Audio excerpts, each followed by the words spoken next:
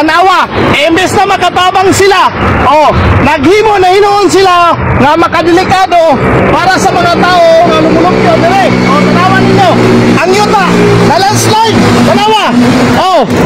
Diba? Gumuho ang yuta tungod sa ilahang gihimo nga gikating ang net. Dire po. Dire mga kabalat. Dire. Mauni ang ebidensya nga niguho ang yuta kay ilahang gikating ang net. Gitubuan na unta. Nanon to'y mga gamot sa kahoy nga mas muligon ang pundasyon. Pero unsa ilang gihimo ni adto ra sa diri aron mangguba. Wagyod na mao, no? Natingala ko si Mayor Magalong nibalik unsa kay nibalikan ang kanabalaan nako si Mayor Magalong ni-resign na sa ICI. Karon pag-inspeksyon diri sa Davao nagpakita unsa kay nabilin nganong nibalik man siya.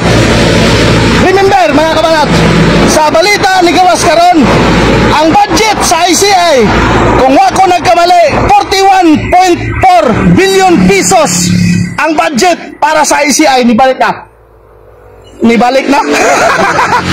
So mao na mga kabanat, no? Naglibog ko nganong iani ilang gihimo. Imbis na makatabang muligo ng pundasyon kay gitubuag mga sagbot sa paghimo nila ani gikating nila ang net, liguho ang lupa. Asang hustisya ani. Dagan pa kayo dito. Grabe! Pagpunta ni Baguio City Mayor Benjamin Magalong sa Davao City, kasama ang miyembro ng ICI, laking perwisyo ang hatid nila dahil sa ginawang pambubutat sa rock netting na proyekto ng lungsod.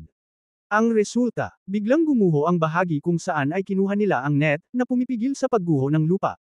Malinaw na hindi nakatulong ang pagpunta ng alkalde ng Baguio sa lungsod ng Davao, kundi nakadagdag pa ito sa perwisyo ng mga tao doon.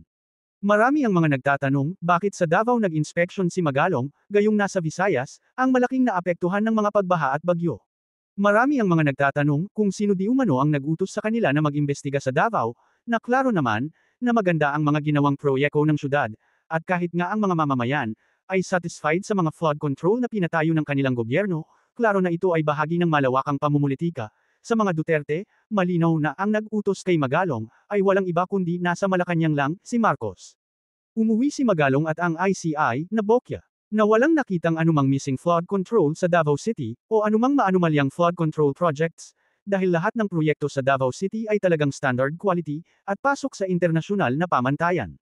Nakakdismaya ang ginagawa ni Magalong dahil akala ko ba isa siyang taong maprinsipyo at may dignidad, pero sa ginawa niyang ito, malinaw na ang kanyang pag-resign sa ICI ay isa lang malaking drama dahil nagpapagamit din ito sa kasalukuyang gobyernong Marcos.